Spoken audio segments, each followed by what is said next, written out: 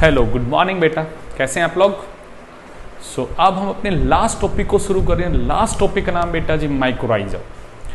Last video में हमने वीरियोइड्स और प्रियॉन्स की बातें की हैं, जो इन्फेक्टियस सिंगल स्ट्रैंडेड आरएनए था या फिर इन्फेक्टियस प्रोटीन थे और डिजीज कोज कर रहे थे। इससे पहले आप लोगों ने टॉपिक पढ़ा था लाइकन, जहां पे आप लोगों ने ये कहा था कि सर लाइकन जो होता है वो एक सिंपैथिक एसोसिएशन है between the fungus and the algae, दोनों का आपस में फायदा हो रहा है। वैसे ही एक सिंपैथिक एसोसिएशन है जिसका नाम है बेटा जी यहाँ पे माइक्रोराइजा, बट ये सिंपैथिक एसोसिएशन है between the fungus and higher plant root. मैंने वर्ड बोला हायर प्लांट की रूट और फंगस अगर मिलके ग्रो होती है तो वो जो स्ट्रक्चर बनेगा वो क्या कहलाएगा बेटा जी यहाँ पे माइक्रोराइजा। तो मैं सबसे पहले इसके डेफिनेशन बातें करूं तो मैं कहूंगा it's a symbiotic association of fungus and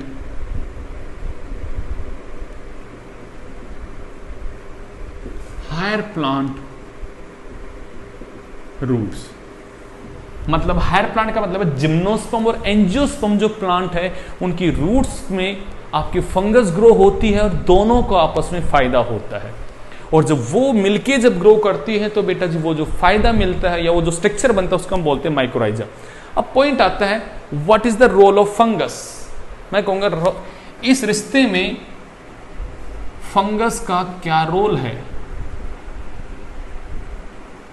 इस रिश्ते में इस प्लांट का क्या रोल है, दोनों के क्या रोल है। जैसे आपने रोल पढ़े थे माइक्रोबायोन्ट और फाइकोबायोन्ट लाइकन में, वैसे हम यहां बातें करने वाले। सबसे पहले हम प्लांट की बातें करते हैं। क्या रोल है बेटा जी, photosynthetic and prepare food or provide food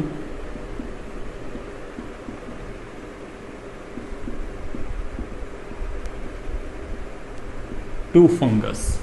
आपको पता है कि प्लांट अपना खाना खुद बनाता है, वो खाना प्रोवाइड करेगा किसको बेटा जी, फंगस को। तो भाई फंगस को मिल गया खाना, तो ये हो गया फंगस को फायदा। अब पॉइंट आता है सर फिर फंगस को क्या रोल अदा करने हैं, तो मैं कहूंगा इसके रोल को सुनिए बेटा जी। सबसे पहले जब फंगस वहां प्लांट की बॉडी पे ग्रो करेगा तो सरफेस एरिया इंक्रीज करेगा, हेल्प करेगा वाटर एंड मिनरल्स के एब्जॉर्प्शन में बेटा। तो मैं बोलूंगा यहां पे increase surface area on root for water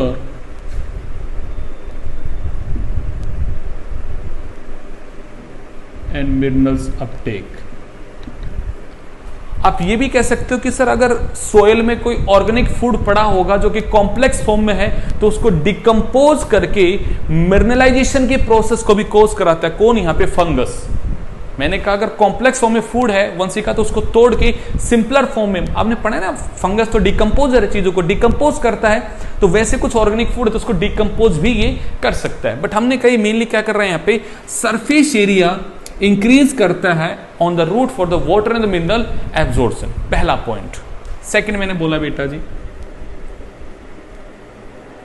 अब सोयल में अगर बैक्टीरिया वगैरह कोई डिजीज कोजिंग माइक्रोब्स है तो आपको पता है ये एंटीबायोटिक रिलीज करता है। उस एंटीबायोटिक से क्या करेगा, ये उस प्लांट को प्रोटेक्ट करेगा from the soil borne disease. Soil से होने वाले जो डिफरेंट डिजीज है उनसे ये उसे क्या करने वाला है, प्रोटेक्ट करने वाला है। तो मैं कहूंगा बेटा जी protect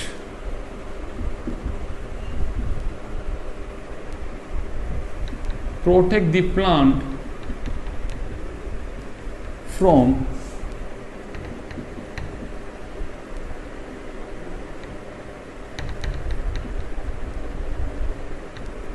soil borne disease. Soil से होने वाले डिजीज से क्या कर रहा है बेटा, प्लांट को ये प्रोटेक्ट कर रहा है। ओके, और क्या कर सकता है, तो मैं कहूँगा it help in the water वगैरह को एब्जॉर्ब करके प्लांट को बेटा जी यहाँ पे ड्रॉट कंडीशन में क्या करता है, प्रोटेक्ट भी कर रहे हैं। एंड थर्ड चीज, अगर सोचिए कि वहाँ पे कोई सोल्ट वगैरह बहुत ज्यादा है तो ये उनका क्या करता है बेटा जी यहाँ पे डिकम्पोजिशन कोज करता है। तो मैं एक लाइन लिख देता हूँ यहाँ पे,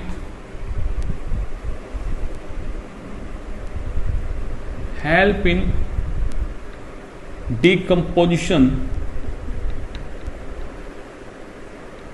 and increase minerals content within soil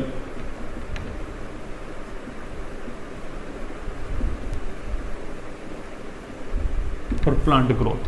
वहां पे कोई ऑर्गेनिक फूड होगा तो वो उसे डिकम्पोज करेगा, मिनरल कंटेंट सोइल में इंक्रीज करेगा तो प्लांट की प्रॉपरली ग्रोथ होगी।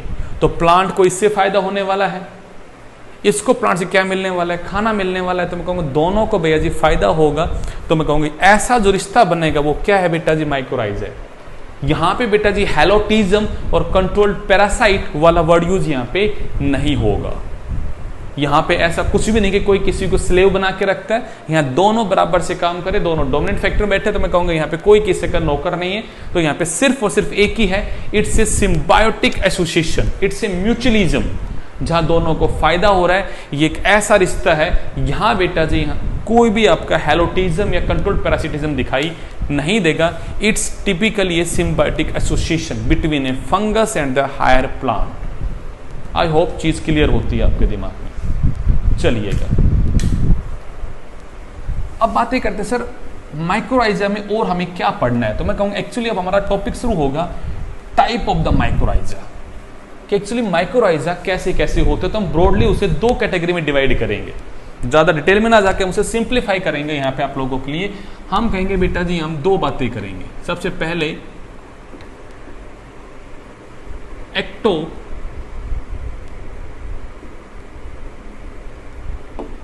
एक्टोमाइक्रोराइजा एंड सेकंड कंडीशन जो होगी वो कहलाएगी बेटा जी यहाँ पे एंडोमाइक्रोराइजा।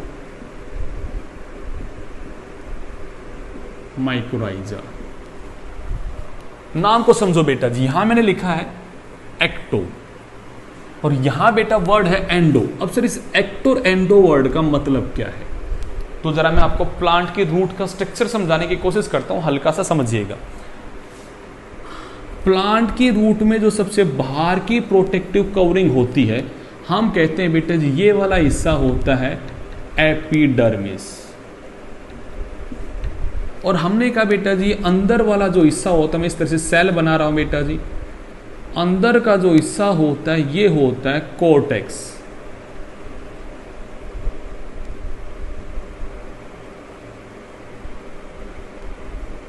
इस तरह से इसके अंदर होता है बेटा जी कोर्टेक्स। ज्यादा डिटेल में नहीं जाना, सिंप्लीफाई रखना आपके लिए बातों को। ये वाला हिस्सा है बेटा जी कोर्टेक्स। अब एपिडर्मिस बाहर का हिस्सा है, कोर्टेक्स अंदर का हिस्सा है। तो उस तरह से वर्ड को समझिएगा, अगर फंगस की हाइफी ग्रो करती है on the surface that is on the epidermis and only the few hyphae, और कुछ एक हाइफी है जो कोर्टेक्स में एंटर करती है और वहां पे घोंसला सा बनाती है ताकि वहां से न्यूट्रिएंट को एब्जॉर्ब कर सके, तो मैं कहूंगा वो मैक्सिमम ग्रो कर रही है कहां पे बेटा जी, सरफेस पे। तो मैं कहूंगा ऐसा क्या बन जाएगा यहाँ पे एक्टोमाइक्रोराइजा। और अगर कोई फंगस की हाइफी अच्छे से बेटा जी ग्रो करती कोर्टेक्स में, और मैं कहूंगा वो अच्छे से एक लार्ज एक्सटेंट में बेटा जी कोर्टेक्स में ग्रो करती है, तो मैं कहूंगा ऐसी माइक्रोराइजा क्या बन जाएगी बेटा जी, एंडोमाइक्रोराइजा। एक्टो का मतलब है बाहर, एंडो का मतलब है अंदर। तो बाहर अंदर का मतलब क्या है, अगर वो सरफेस पे ग्रो कर रही है तो वो है एपिडर्मिस, और बेटा जी अगर वो कोर्टेक्स में ग्रो करती है तो वो है एंडोमाइक्रोराइजा। अब जरा वर्ड को समझना अच्छे से, मैं ये नहीं कह रहा हूं वो सिर्फ एपिडर्मिस पे, मैं कहूंगा लार्ज एक्सटेंट में वो बाहर है और थोड़ा एक्सटेंट उसका अंदर है। अब उल्टा कर दिया, वो मैक्सिमम ग्रो करती है अंदर और थोड़ा एक्सटेंट उसका बाहर भी है। तो मैं कहूंगा इस तरह से हम उसके यहाँ पे नाम रखने वाले हैं। आई होप वर्ड क्लियर हो गया होगा। तो अब मैं बेटा जो उनकी बातें करता हूं आपके साथ में कि क्या हम डेफिनेशन बोले, तो मैं इसको बोलूंगा, इसका एक नाम और देते हैं, ऑल्सो नोन एज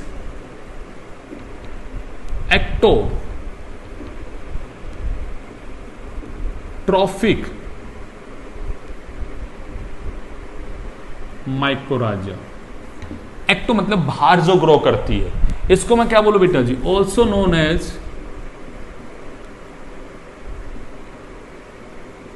एंडोट्रॉफिक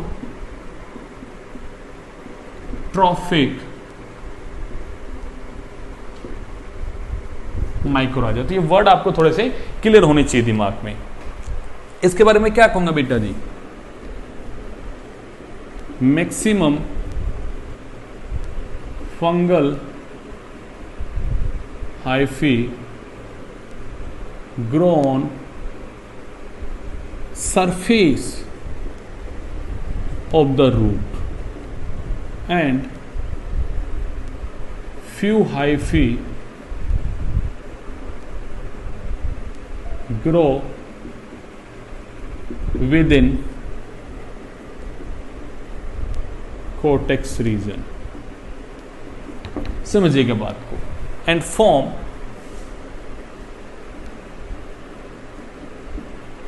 हर्टिग नेट। क्या बोला बेटा जी हमने यहाँ पे, फॉर्म द हर्टिग नेट। ये स्ट्रक्चर का नाम बोलो कि एक जाले जैसा बन गया, एक नेटवर्क सा बन गया कि अंदर जो आईफी है वो ऐसे क्रॉस लिंक होकर अंदर एक जाला सा बना रही है। कहां, कोर्टेक्स में। तो मैं कहूंगा and form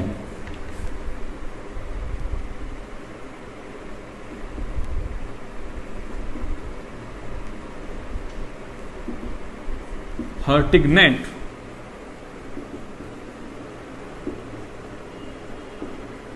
with in cortex. अब एक और बात इसके बारे में करते हैं सर, एक्टोमाइक्रोराइजा कितने % ऐसे प्लांट स्पीसीज है जिनमें एक्टोमाइक्रोराइजा पाया जाता है। तो मैं कहूंगा ज्यादा नहीं बेटा जी, ओनली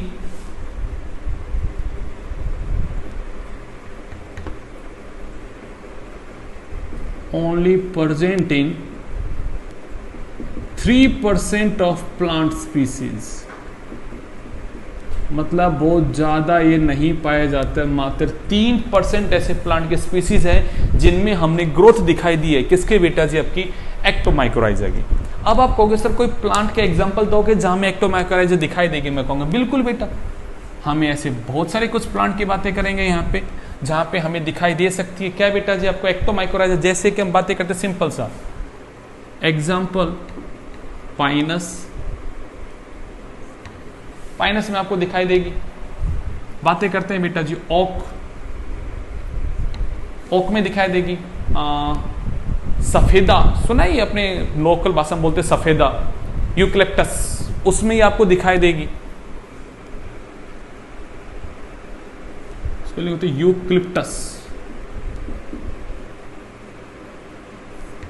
यूक्लिप्टस में आपको दिखाई देगी। और मैं नाम बोल सकता हूं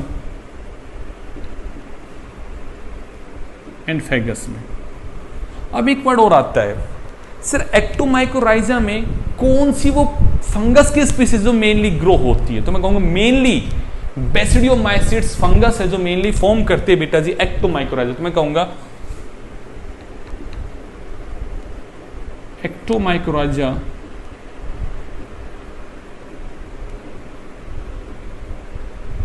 mainly form by members of Basidiomycete class of fungus. अब पॉइंट आता है सर इसका क्या कोई आप यहाँ पे एग्जांपल दे सकते हो जहां पे हम ये कहें कि यस इसकी वजह से, मतलब कोई ऐसा एग्जांपल ऑफ फंगस का मैं कहूंगा चले एक फंगस देते हैं यहाँ पे एग्जांपल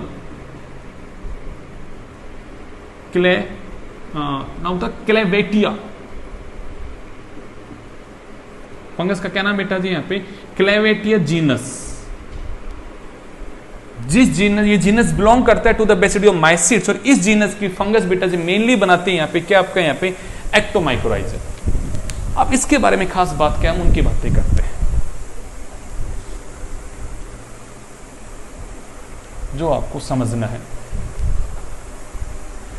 ये तो मैंने बता दिया, ये अंदर ग्रो कर रहा था, हम इसको बोलते हैं क्या है बेटा जी यहाँ पे एंडोमाइक्रोराइजा। और इसके लिए एक वर्ड यूज करते हैं मैक्सिमम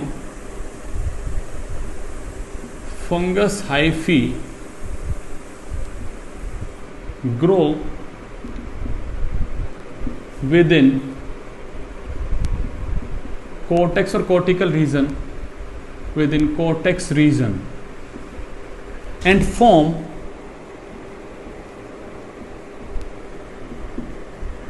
two different structure.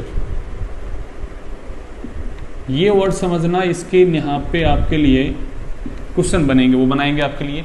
जब वो अंदर ग्रो करती दो तरह के स्ट्रक्चर बनाती, कैसे कैसे, जरा वर्ड को समझो। ये फंगस की हाइफी है, मैं पहले टाइप की बात करता हूँ फिर दूसरे टाइप की बातें।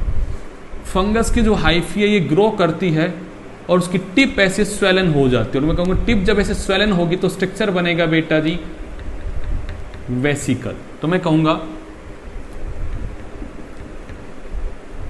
Tip of hyphae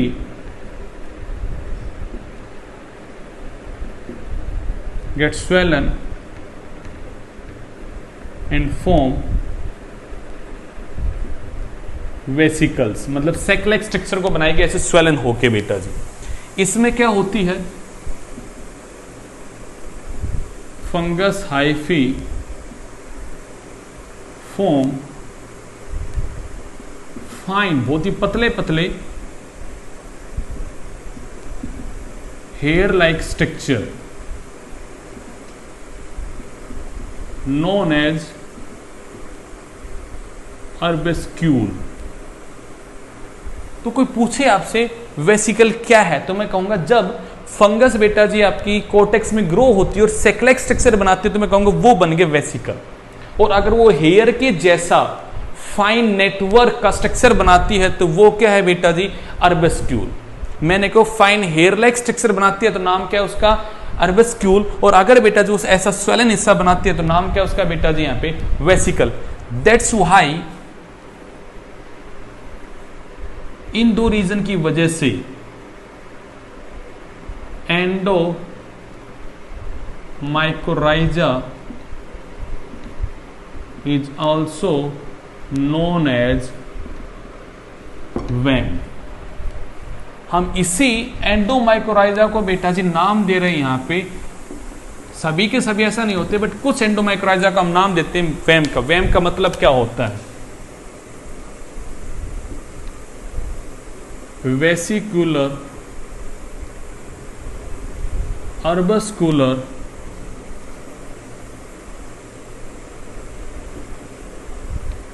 mycorrhiza. तो ये नाम आपको समझ में आना चाहिए कि सर वैम कौन सी फंगस बनाती है, कौन सी माइकोराइजा वैम बनाती है। तो मैं कहूंगा एंडोमाइकोराइजा बनाती है बेटा जी वैम। वैम का मतलब क्या है, नाम को समझो यहाँ पे वेसिकुलर। जैसे मैंने आपको यहां समझाया कि अगर वो ऐसा स्वेलन लाइक स्ट्रक्चर बनाती है तो मैं कहूंगा वो बन जाएगा वेसिकुलर, और अगर वो हेयर लाइक स्ट्रक्चर बनाती है तो बन जाता है बेटा जी अर्बस्क्यूल। अर्बस्क्यूल का मतलब ही होता है fine hair like network structure is known as arbuscule. तो मैं कहूंगा यहां पे हेयर लाइक स्ट्रक्चर बनाया या तो उसने कॉर्टेक्स में या फिर ऐसा वेसिकल बनाया। तो ऐसा अगर कोई माइक्रोराइजा बनाती है, अब देखो वो अंदर बना रही कोर्टेक्स में, तो डेफिनेटली वो एंडोमाइक्रोराइजा। तो मैं ऐसे एंडोमाइक्रोराइजा का नाम क्या रखता हूं बेटा जी यहाँ पे वैम। वैम की फुल फॉर्म क्या है, वेसिकुलर अर्बस्कुलर माइक्रोराइजा। नाम क्या बच्चा उसका, वेसिकुलर अर्बस्कुलर माइक्रोराइजा। ये एंडोमाइक्रोराइजा का एक टाइप कह सकते हो, एक इस तरह का स्ट्रक्चर बनता है तो हम उसका नाम बोलते हैं यहाँ पे वैम। ये हो गया इसके बारे में। अब पॉइंट आता है सर, जैसे आपने एक्टोमाइक्रोराइजा में कहा कि मेनली यहाँ पे जो बेसिडियोमाइसिड्स की क्लास है वो बनाती है मेनली बेटा जी आपका यहाँ पे एक्टोमाइक्रोराइजा। तो सर एंडोमाइक्रोराइजा को कौन सी class of the fungus mainly बनाती है, तो मैं कहूंगा यहाँ बनाती है बेटा जी जाइगोमाइसिड्स। कौन बेटा जी, जाइगोमाइसिड्स। तो मैं कहूंगा mainly zygomycetes class member form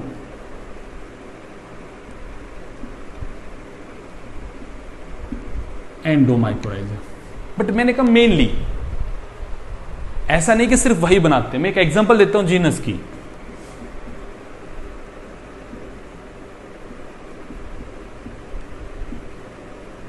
ये जीनस आपको याद रखना है, Glomus genus fungus from mycorrhiza और एंडोमाइक्रोराइजा। एंडोमाइक्रोराइजा या आप ही कह सकते हो माइक्रोराइजा को मेनली कौन सी जीनस बनाता है यहाँ पे, Glomus. But it's not only, मैंने मेनली वर्ड की यूज किया यहाँ पे। अब मैं आपको एक ऐसा एग्जांपल दूंगा जो कि आपको याद रखना ही रखना है, जो हमारे पेपर में आता ही आता है, उसके बारे में आपको बातें समझनी। ये ग्लोमस जीनस बड़ा इंपॉर्टेंट है एग्जाम पॉइंट ऑफ व्यू से, पक्का संभावना है आपके पेपर में आने की। बट एक और एग्जाम्पल देते हैं बेटा जी। Orchid plant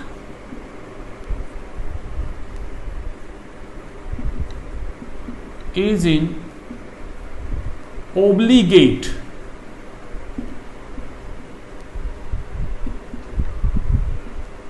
relationship with Armillaria।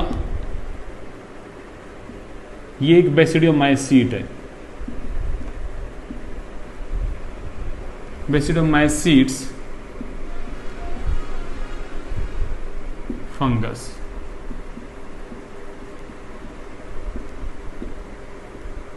Point को समझना बेटा जी। ऑर्चिड एक ऐसा प्लांट है जो ऑब्लिगेट रिलेशनशिप में है, मतलब अगर उसके साथ ये अर्मिलेरिया जीनस की फंगस माइक्रोराइजा बना के ग्रो नहीं होती है तो ये ऑर्चिड प्लांट बेटा जी ग्रो ही नहीं कर पाता। तो मैं कह दूंगा बेटा जी, the mycorrhiza help in seed germination and growth of the orchid plant, so it is totally depend on the mycorrhiza। तो मैं इसके बारे में बातें करता हूं बेटा जी। यहाँ पे orchid plant depend upon